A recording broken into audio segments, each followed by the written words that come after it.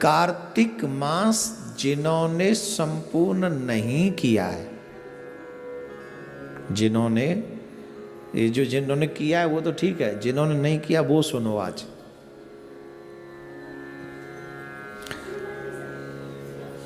अरे आप शांत रहिए ना।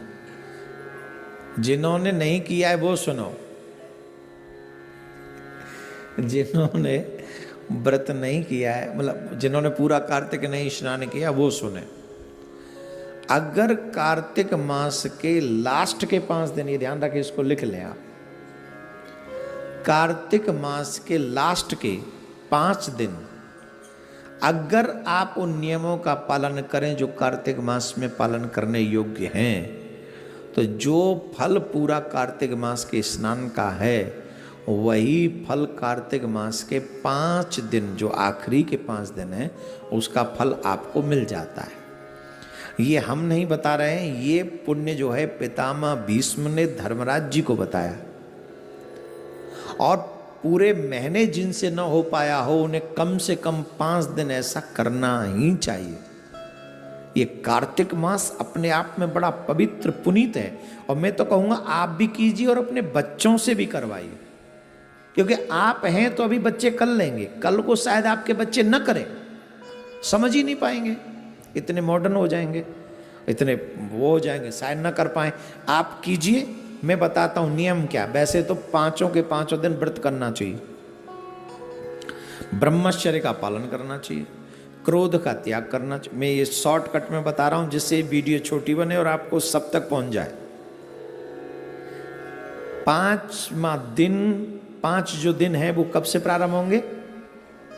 देव उठनी एकादशी से, और पूर्णिमा तक वो 5 दिन कंप्लीट होंगे। देव उठनी एकादशी से पूर्णिमा तक आपको ये व्रत करना है। और देव उठनी एकादशी कब है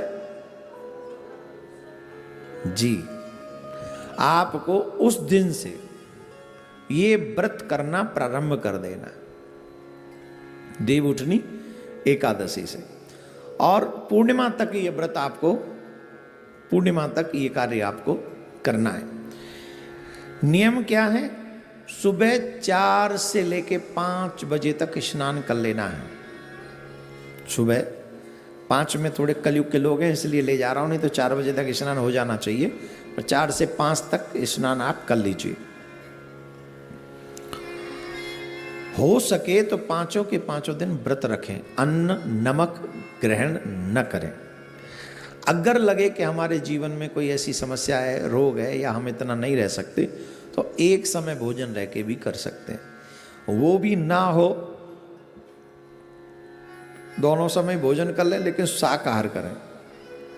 इन 5 दिनों में प्याज लहसुन भी इन्वॉल्व नहीं होनी चाहिए आपके घर में, ठीक है? ये भी नहीं, प्याज लहसुन नहीं इन्वॉल्व होनी चाहिए। 5 के 5 दिन अगर आप चाहो नहीं, चाहना ही चाहिए, एक ब्राह्मण को नित्य भोजन कराकर आप भोजन करें। गौ को चारा खिलाकर ही आप जो है भोजन ग्रहण करें। पक्षियों को कुछ खिला दें तो कुछ करें उसे। और जितना, अगर ये संभव नहीं है कि 5 दिन हम कॉन्टिन्यूस ब्राह्मण को बुलाएं, तो आखिरी के दिन, पूर्णिमा के दिन हम 5 ब्राह्मण बुलाकर अपने घर में भोजन जिमा सकते हैं। पर डे करने की बजाय हम एक दिन में ही कर सकते हैं। ब्रह्मचर्य का पालन अवश्य करें। ये 5 दिन जो है पितामह भीष्म ने धर्मराज जी को बहुत बड़ा उपदेश दिया था।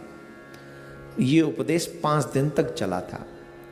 ध्यान से सुनना, ये उपदेश पितामह भीष्म ने धर्मराज जी को दिया था, और धर्मराज जी को ये उपदेश 5 दिन चला था, और पितामह भीष्म आजीवन ब्रह्मचारी थे, ये आप सब जानते हैं। और इसीलिए भगवान श्री कृष्ण ने ये कार्तिक मास के ये 5 दिन जो हैं, यही 5 दिनों में उन्होंने ये उपदेश दिया था।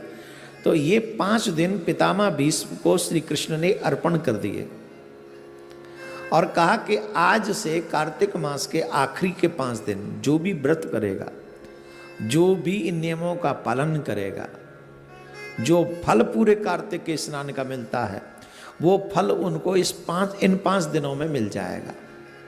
तो पितामह भीष्म आजीवन ब्रह्मचारी थे, इसलिए इन 5 दिनों में ब्रह्मचर्य का पालन करना चाहिए, पृथ्वी पर शयन करना चाहिए, झूठ नहीं बोलना चाहिए, देवी देवताओं की पूजा नित्य करनी चाहिए, स्पेशली तुलसी, आंवला और बेलपत्र, इन वृक्षों की पूजा करनी चाहिए।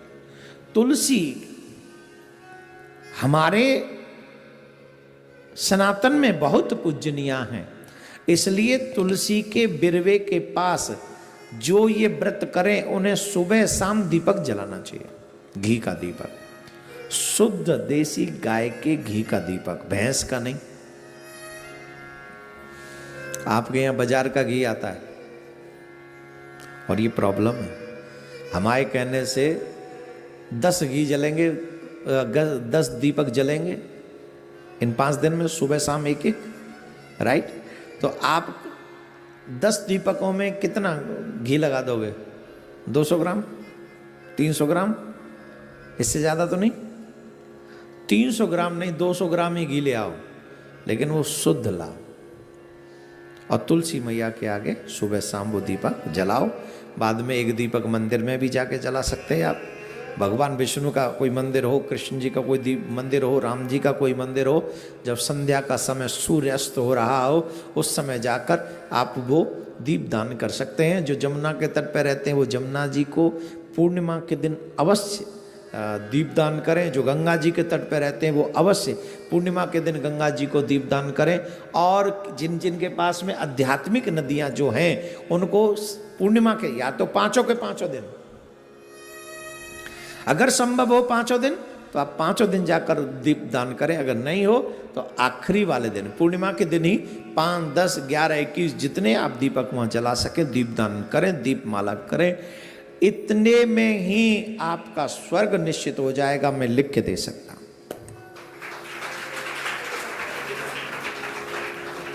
जिनको स्वर्ग जाना है वो कर लें कार्तिक मास के 5 दिन, आखिरी 5 दिनों में ये कार्य आपको स्वर्ग मिलेगा। सच्चिदानंद रूपा विश्वोत्पत्त्यादिः तवे विश्वोत्पत्त्यादिः तवे तापत्रय विनाशाय श्री कृष्णाय वयं नमः। श्री कृष्णाय वयं नमः।